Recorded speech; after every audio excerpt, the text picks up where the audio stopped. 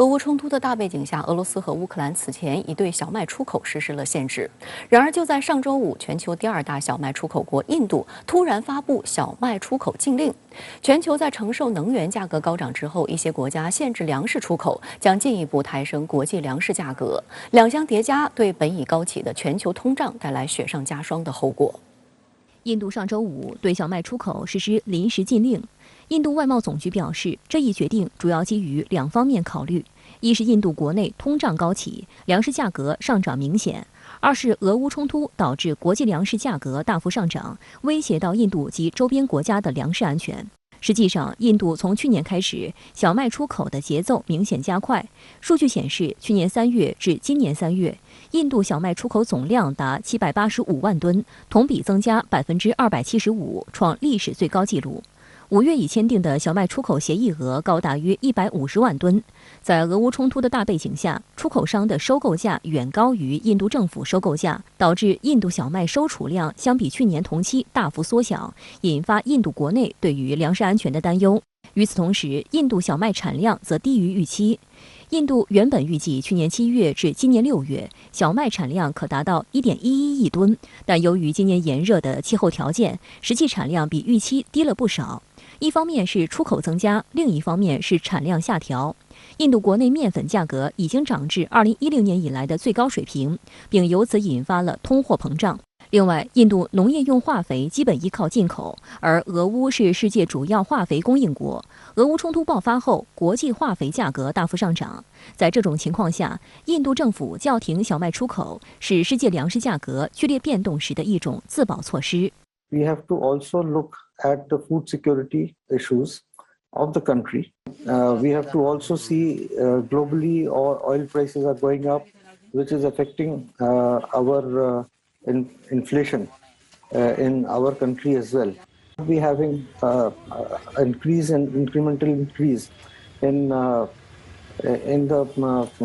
cost of food for the people of this country. 雅虎财经数据显示，当前俄乌冲突严重影响欧洲传统农业大国乌克兰的小麦出口。往年俄乌两国小麦出口占全球总量的1/3。自今年2月冲突升级以来，国际市场小麦价格已飙升40%以上。而印度目前是全球第2大小麦生产国，因此印度的小麦出口临时禁令很快引发全球担忧。路透社分析称，印度小麦出口禁令或推动国际粮食市场价格再创新高，并对亚非地区的贫困人口造成严重影响。联合国粮食及农业组织总干事屈冬玉上周五出席在德国斯图加特举行的七国集团农业部长会议时指出，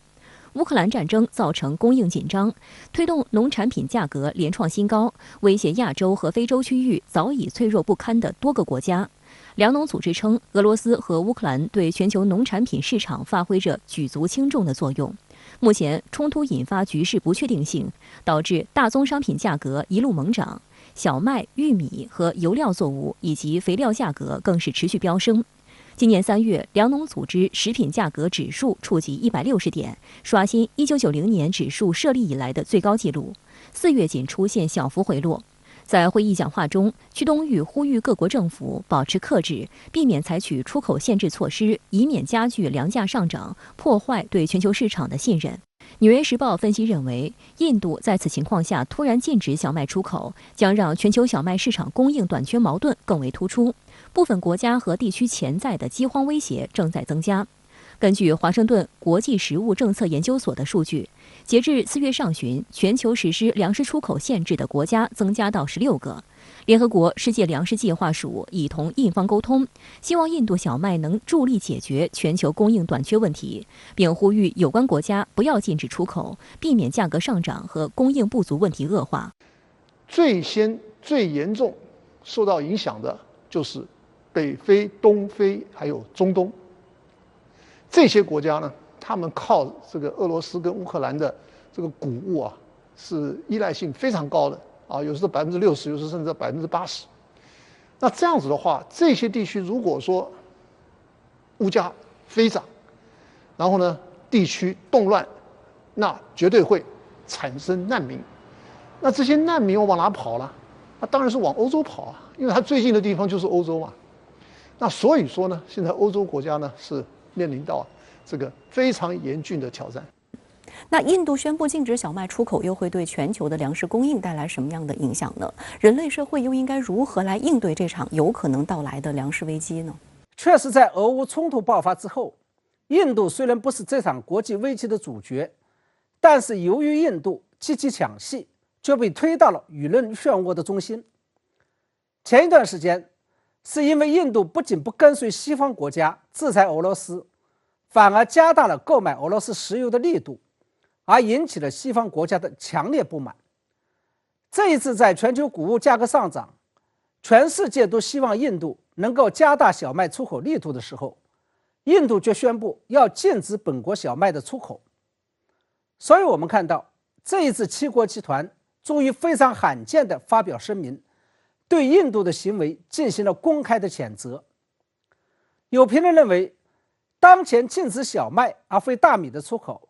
也可以视作印度将粮食出口政治化的一个重要工具，试图用廉价粮食铺就其通往国际权力中心的道路。换句话说，印度想以小麦作为武器，以封开进入联合国常任理事国的大门。对此我是表示怀疑的，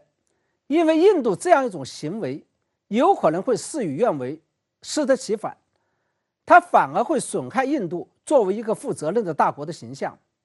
那么值得注意的是，在当前粮食价格已经是如同惊弓之鸟，以及全球粮食危机已经是山雨来风满楼的情况下，印度的这一反常举动的确有可能会助长粮食危机的到来，因为它会加剧人民的紧张感与恐惧感。假如有更多的国家，尤其是当前全球的产粮大户美国、加拿大、巴西、阿根廷等国也有样学样采取类似的行动，那这场席卷人类的大饥荒就真的要到来了。所以我认为，在当前草木皆兵的背景下面，为了避免全球性的大饥荒与人道主义灾难的出现，联合国还应该主动地站出来承担责任，做更多的事情，包括一是奉劝那些已经实行粮食保护主义的国家立即纠正错误，二是采取实际行动，立即敦促有关各方结束当前正在进行中的俄乌冲突，以释放这两个主要粮食生产国的产能。三是敦促有关各方确保黑海航道的安全，以确保乌克兰的粮食能够顺利地运出来。四是采取果断行动，阻止当前正在发生的逆全球化现象，比如阻止中美贸易战等，以确保全球粮食贸易的正常化。好的，也谢谢刘先生跟我们共同在线分享您的观点，谢谢。